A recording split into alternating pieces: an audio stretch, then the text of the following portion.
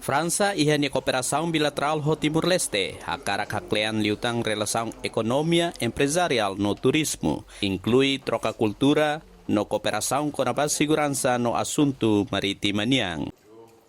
Komitmen Fransa niang ne hatohu si embaixador Fransa iha Indonesia no Timor-Leste, Fabian Penone, wanghira surumalu ho Presidente República José Ramos Horta, segunda Lorensanulu resingida fula março iha Palácio Presidencial Nicolau Lobato Dili.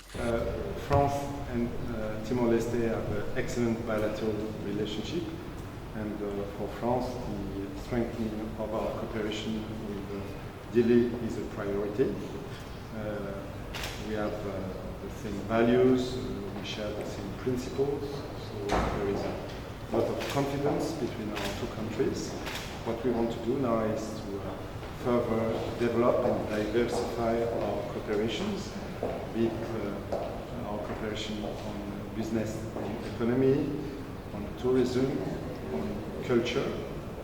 Ia surumalune, embaixador Fabian Penone declara, França mos fone apoio ba Timor-Leste ia processo atau sai membro ba Associação Nação Sudeste Asiático ASEAN. Nurianti Fatima, Pedro Correa, VIP TV.